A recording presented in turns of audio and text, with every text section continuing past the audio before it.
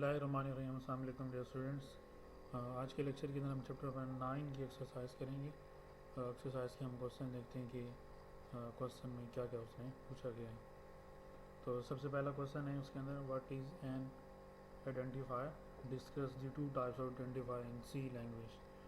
कि आइडेंटिफायर क्या होता है, कि दो टाइप्स के हमने आइडेंटिफायर्स को डिस्कस करने हैं जो सी लैंग्वेज के अंदर यूज़ होते हैं। चैप्टर के स्टार्ट के अंदर हमने आइडेंटिफायर्स की डेफिनेशन पढ़ी थी कि आइडेंटिफायर नेम होता है जो किसी वेरिएबल्स को, कॉन्स्टेंट्स को, किसी फंक्शन के टाइप्स को या प्रोग्राम्स के अंदर लेबल्स को रिप्रेजेंट्स कर रहा होता है। हमने ये भी देखा था कि आइडेंटिफायर जो होते हैं किसी भी करेक्टर्स के ऊपर कंसिस्ट हो सकता है। और मैक्सिमम आइडेंटिफायर जो हम देखते हैं कि सी के अंदर फर्स्ट 31 जो करेक्टर्स होते हैं वो कंपाइलर उसको एक्सेप्ट करता है। बाकी जितने भी होते हैं 31 से इंक्रीज जितने भी ज़्यादा हम रखेंगे उसको वो कंपाइलर एक्सेप्ट नहीं करेगा। वो यूज़र डिफाइंड आइडेंटिफायर्स के लिए होते हैं। स्टैंडर्ड आइडेंटिफायर तो बने बनाए होते हैं, उसको हमने जस्ट यूज़ करना होता है। तो यूज़र डिफाइंड जो आइडेंटिफायर होते हैं उसकी जो मैक्सिमम हम लेंथ रखते हैं वो 31 करेक्टर्स रखते हैं। अगर 31 करेक्टर्स इंक्रीज़ करेंगे तो कंपाइलर उसको इग्नोर्स कर देगा।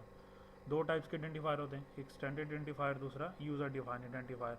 स्टैंडर्ड आइडेंटिफायर वो आइडेंटिफायर होता है जिसके स्पेशल मीनिंग्स होते हैं सी लैंग्वेज के अंदर।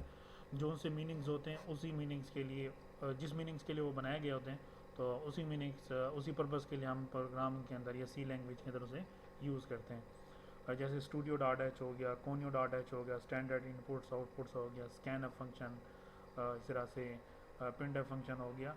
ये सारे आपके पास स्टैंडर्ड आइडेंटिफायर हैं जिनको हम एक स्पेसिफिक पर्पज़ के लिए डेवलपर्स ने बनाए हुए हैं, तो उसी पर्पज़ के लिए वो प्रोग्रामिंग के अंदर यूज़ होते हैं, सी लैंग्वेज के अंदर यूज़ होते हैं। दूसरा उसके अंदर यूज़र डिफाइंड आइडेंटिफायर होते हैं।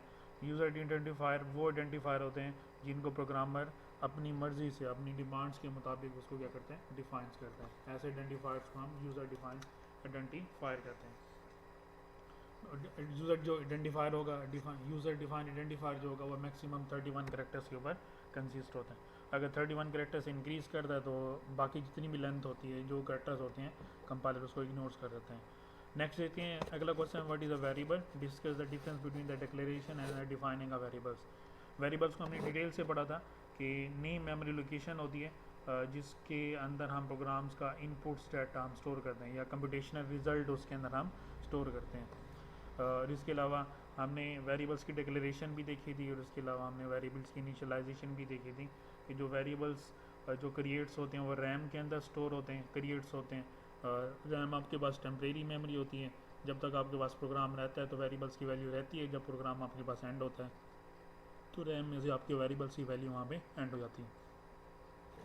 डिफरेंस पूछा गया उसने declaring and defining a variable, कि डिक्लेयरिंग के अंदर हम वेरिएबल्स का नाम हम डिक्लेयर्स करते हैं और उसी के साथ साथ हम उसकी डाटा टाइप डिफाइन करते हैं। और डिफाइनिंग के अंदर नाम डाटा टाइप के साथ साथ हम उसकी वैल्यू भी असाइन कर देते हैं, जिसको हम कहते हैं defining a variables. Write down rules for naming variable in C, के वेरिएबल्स के रूल्स उसने पूछे गए कि जब आप वेरिएबल्स को यूज़ करते हो तो उसके लिए आप कौन कौन से रूल्स उसके अंदर यूज़ करते हो। वेरिएबल का जो नेम कंसिस्ट होता है लेटर्स, डिजिट्स और अंडरस्कोर के ऊपर कंसिस्ट होता है, पहला रूल हमने पढ़ा था। उसके अलावा हमने दूसरा रूल्स ये पढ़ा था कि जो फर्स्ट करेक्टर होते हैं वो या तो नेम के ऊपर कंसिस्ट होगा या फिर आपके पास जो फर्स्ट लेटर होता है वो तो लेटर के ऊपर कंसिस्ट होता है या फिर अंडरस्कोर के ऊपर कंसिस्ट होता है। और वेरिएबल्स के अंदर हम कुछ स्पेशल करेक्टर हम यूज़ नहीं करते हैं, कुछ स्पेशल सिंबल हम यूज़ नहीं करते हैं। वेरिएबल जो भी हम राइट्स करेंगे उसके अंदर हम एक उसके अंदर हम स्पेस वगैरह नहीं देंगे। अगर स्पेस जहाँ पे रिक्वायर्ड आ जाती है तो वहाँ पे हम अंडरस्कोर वहाँ पे यूज़ कर देते हैं। और जो हम वेरिएबल्स की जो लेंथ रखते हैं वो मैक्सिमम हम 31 करेक्टर्स के ऊपर हम कंसिस्ट करते हैं। और वेरिएबल्स का हमने ये भी पढ़ा था कि अगर मल्टीपल वेरिएबल्स आ जाते हैं उनको इकट्ठे एक ही डाटा टाइप के साथ हम डिक्लेयर्स कर देते हैं। मल्टीपल वेरिएबल्स को जिनकी डाटा टाइप सेम होगी फिर हम उनको इकट्ठा भी वहाँ पे डिक्लेयर कर सकते हैं। तो ये था वेरिएबल्स के रूल्स। आगे डिफरेंस पूछा गया कि कांस्टेंट एंड द वेरिएबल्स के दरमियान क्या डिफरेंस होते हैं। कांस्टेंट वो क्वांटिटी होती है जिसकी वैल्यू हम प्रोग्राम्स की एग्जीक्यूशन के दौरान चेंज नहीं कर सकते। कांस्टेंट की वैल्यू जो आपने डिफाइन कर दी तो एंड तक वही उसके अंदर यूज़ हो सकती है वहाँ पे। और वेरिएबल्स आपके पास वेरिएबल्स आपके पास नेम मेमोरी लोकेशन होती है जिसकी वैल्यू आपके पास प्रोग्राम्स की एग्जीक्यूशन के दौरान चेंज होती रहती है। जैसे आपके पास प्रोग्राम आगे बढ़ता जाता है तो आप वेरिएबल्स की वैल्यू वहाँ पे चेंज वगैरह करते रहते हो। तो मेन डिफरेंस है कि वेरिएबल्स को हम वैल्यू को चेंज कर सकते हैं और कांस्टेंट की वैल्यू को हम चेंज नहीं कर सकते हैं। डिफरेंस पूछा गया आगे कि character constant and the numeric constant के दरमियान क्या डिफरेंस होते हैं। करेक्टर कांस्टेंट वो कांस्टेंट होते हैं जो कि सिंगल लेटर, सिंगल डिजिट और सिंगल सिंबल्स के ऊपर कंसिस्ट होते हैं और हम इनको सिंगल कोड्स के अंदर हम क्या करते हैं, क्लोज करते हैं। और न्यूमेरिक कांस्टेंट आपके नंबर्स के ऊपर कंसिस्ट होते हैं, 0 से लेकर 9 तक ये डिजिट्स होते हैं और इसके अलावा उसके अंदर पॉजिटिव नंबर भी आ जाते हैं और नेगेटिव नंबर भी उसके अंदर काउंट हो जाते हैं उसके अंदर। और जो पॉजिटिव होगा उसके साथ साइन लगाओ या ना लगाओ आपकी मर्ज़ी होती है, लेकिन नेगेटिव के साथ साइन लगाना भी कंपलसरी होता है। और इसके अलावा स्टैंडर्ड डाटा टाइप्स है और यूज़र डिफाइंड डाटा टाइप्स है।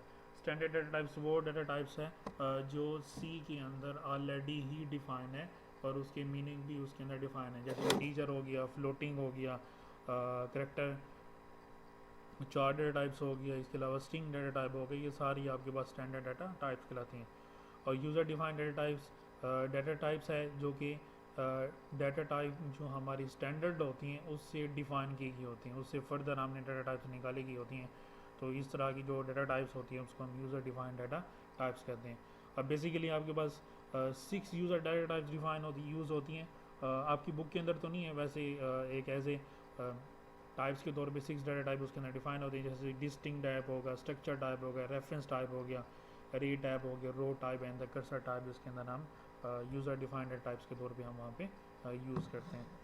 नेक्स्ट आता है उसके अंदर क्वेश्चन आता है कीवर्ड्स एंड द आइडेंटिफायर, कि कीवर्ड्स और आइडेंटिफायर्स के दरमियान डिफरेंस बताएं। कि कीवर्ड्स वो वर्ड होते हैं जिनके स्पेशल मीनिंग सी के अंदर ऑलरेडी अवेलेबल्स होते हैं, और हमने ये पढ़ा था कि सी लैंग्वेज के अंदर 32 कीवर्ड्स अवेलेबल्स हैं जिनके ऑलरेडी मीनिंग ही डिफाइन है और उसी मीनिंग्स के तौर पे ही वो वहाँ पे यूज़ होते हैं।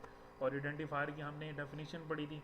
आइडेंटिफायर आपके पास नेम होता है जो कि किसी वेरिएबल्स को, कॉन्स्टेंट्स को, फंक्शन की टाइप्स को और प्रोग्राम्स के अंदर किसी लेबल्स को रिप्रेजेंट्स करते हैं। और मैक्सिमम आपके पास जो आइडेंटिफायर होते हैं 31 कैरेक्टर्स के ऊपर कंसिस्ट होते हैं। इसमें भी आपके पास यूज़र डिफाइन भी होते हैं और इसके अलावा स्टैंडर्ड आइडेंटिफायर भी अवेलेबल होते हैं वहाँ पे। नेक्स्ट क्वेश्चन है what is a data types, discuss various C data types to manipulate integer, floating points and the character type. ये डाटा टाइप्स क्या है? डाटा टाइप डिफाइन आपके पास सेट ऑफ वैल्यू को या सेट ऑफ ऑपरेशन को define करती है जो प्रोग्राम के अंदर हम यूज़ करते हैं। कंप्यूटर प्रोग्राम के अंदर हम वेरियस डाटा टाइप हम यूज़ करते हैं, उसके अंदर आपके पास इंटीजर डाटा टाइप्स आ जाती है, फ्लोटिंग पॉइंट नंबर्स आ जाते हैं और उसके अलावा कैरेक्टर पॉइंट नंबर्स आ जाते हैं। इंटीजर्स के अंदर आपके पास इंटीजर वैल्यू आ जाती हैं, जैसे विदाउट फ्रैक्शनल या फ्लोटिंग पॉइंट के बगैर 0 से लेकर 9 तक, +5 आ गया, -5 आ गया, इस तरह से +9 आ गया, -9 आ गया, तो ये आपके पास इंटीजर डाटा टाइप्स आती हैं।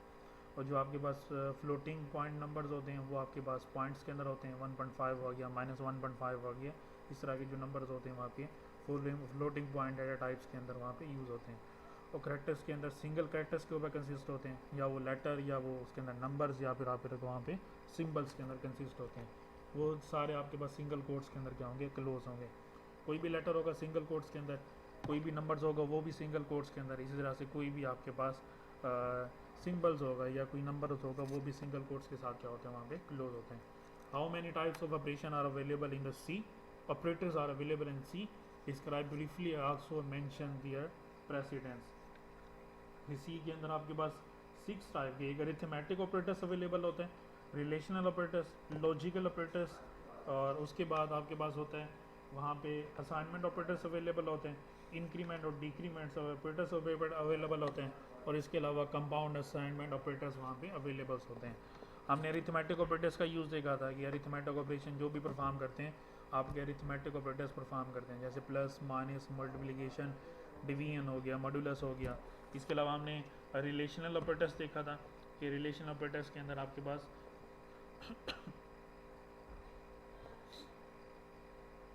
रिलेशन ऑपरेटर्स के अंदर आपके पास रिलेशनल की दो वैल्यू को जब हम कंपैरिजन कर रहे होते हैं, greater than, less than, greater than, equal to, less than, equal to operation वहाँ पे परफॉर्म कर रहे होते हैं। लॉजिकल ऑपरेटर्स के अंदर एंड और नॉट ऑपरेटर्स को हमने डिस्कस किया था। उसके अलावा आपके पास इंक्रीमेंट, असाइनमेंट ऑपरेटर्स आते हैं जो किसी भी वेरिएबल्स को वैल्यू असाइन करते हैं, उसको हम असाइनमेंट ऑपरेटर्स कहते हैं। इंक्रीमेंट्स ऑपरेटर और डिक्रीमेंट ऑपरेटर आते हैं। इंक्रीमेंट वो ऑपरेटर होते हैं जो आपके पास किसी भी वेरिएबल्स के अंदर वन वैल्यू को इंक्रीज़ करते हैं, या डिक्रीमेंट ऑपरेटर वो ऑपरेटर होते हैं जो वेरिएबल्स के अंदर वैल्यू को डिक्रीज़ करते हैं, उसको हम डिक्रीमेंट ऑपरेटर्स कहते हैं। और इसके अलावा हम प्रेसिडेंस के लिहाज से देखते हैं कि प्रेसिडेंस वो होती है जिसके अंदर हम किस ऑपरेटर्स को पहले सॉल्व करते हैं, किस ऑपरेटर को हम उसके अंदर बाद में वहाँ पे सॉल्व करते हैं। तो ये उसकी क्या कहलाती है, आपकी प्रेसिडेंस कहलाती है।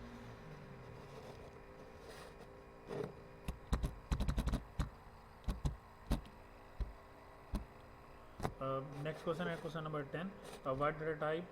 What data type would you use to represent the following item: number of children at your school, a letter grade on an exam, and an average marks of your class। कि जो number of children और your school, number of children के साथ हम data type use करेंगे, integers की हम use करेंगे क्योंकि नंबर्स के अंदर होंगे 1 2 3 4 इसके अंदर होंगे। लेटर ग्रेड के साथ हम फ्लोटिंग की डाटा टाइप यूज़ करते हैं क्योंकि जो ग्रेड आते हैं वो पॉइंट्स के अंदर आते हैं। और जो ग्रेड उसके अंदर आपके पास हम करेक्टर के अंदर यूज़ करेंगे, A B C ये ग्रेड होते हैं। और एवरेज होती है वो हम पॉइंट के अंदर यूज़ करेंगे क्योंकि उसके अंदर परसेंटेज के अंदर आपके पास आंसर आते हैं, उसके अंदर जो रिज़ल्ट आता है वो आपका परसेंटेज के अंदर ही आता है, परसेंटेज की वैल्यू आपके पास पॉइंट्स के अंदर होती है। नेक्स्ट कह रहा है कि 11 question which of the following are valid variable name in the C. जो हमने रूल्स पढ़े थे उसके मुताबिक हमने वेरिएबल्स को देखना है कि कौन सा इसके अंदर वैलिड है। पहला आता है इसके अंदर इनकम, ये आपका वैलिड वेरिएबल्स है। टोटल मार्क्स इसके अंदर स्पेस आ गई है, आपके पास इनवैलिड वेरिएबल्स हैं। और डबल ये डाटा टाइप्स आती है, ये आपके पास इनवैलिड वेरिएबल्स हैं। एवरेज स्कोर ये इसके साथ आपके पास सिंबल्स आ गए हैं, ये भी आपके पास इनवैलिड वेरिएबल्स हैं। अंडरस्कोर यूज़ कर सकते हैं लेकिन डैश उसके अंदर यूज़ नहीं कर सकते। रोम हैश ये भी आपके पास इनवैलिड है क्योंकि इसके अंदर आपके पास स्पेशल सिंबल आ गए हैं। अंडरस्कोर एरिया ये आपके पास वैलिड है क्योंकि पहला करेक्टर आपके पास अंडरस्कोर का आ रहा है, बाकी आपके पास करेक्टर ठीक आ रहे हैं। नंबर ऑफ स्टूडेंट ये भी आपके पास वैलिड वेरिएबल्स है, उसके अंदर स्पेस नहीं है बल्कि जहाँ पे स्पेस आ रही थी उसने वहाँ पे अंडरस्कोर यूज़ कर दिए हैं। लॉन्ग आपके पास एक कीवर्ड्स यूज़ होते हैं, इसको हम वेरिएबल्स के तौर पे यूज़ नहीं कर सकते हैं। आइटम ये भी आपके पास डाटा टाइप्स वेरिएबल्स आ सकते हैं, काउंट हो सकते हैं। और मैक्सिमम स्पीड ये भी आपके पास एक वेरिएबल्स के तौर पे यूज़ हो सकते हैं वहाँ पे।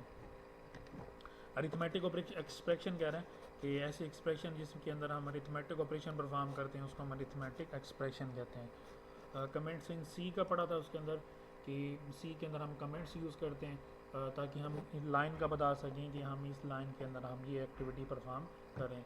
जो कमेंट्स होते हैं वो कंपाइलर्स की मेमोरी को वो यूज़ नहीं करते, यानी कि उसको परफेक्ट नहीं करते, या जो मेमोरी होती है उसको परफेक्ट नहीं करते बल्कि यूज़र्स के लिए होते हैं ताकि वो प्रोग्राम के अंदर देख सके कि कौन सी एक्टिविटी वहाँ पे परफॉर्म हो रही है वहाँ पे। और इसके अलावा हमने दो तरह के कमेंट्स यूज़ किए थे, एक सिंगल लाइन कमेंट्स और इसके अलावा हमने मल्टी लाइन कमेंट्स उसके अंदर यूज़ किए थे। तो एक्सरसाइज के अंदर आपके पास इतने ही क्वेश्चन थे जो बोर्ड के लिहाज से थे, तो आपने इनको देखना भी है। और हमने पूरे चैप्टर के अंदर ये क्वेश्चन रिपीट किए, हमें दोबारा मैंने उसको रिवाइज़ करा दिया आपको। नेक्स्ट लेक्चर के अंदर हम नेक्स्ट एक्सरसाइज के साथ हम हाजिर होंगे। तब तक के लेक्चर के लिए अल्लाह हाफिज़।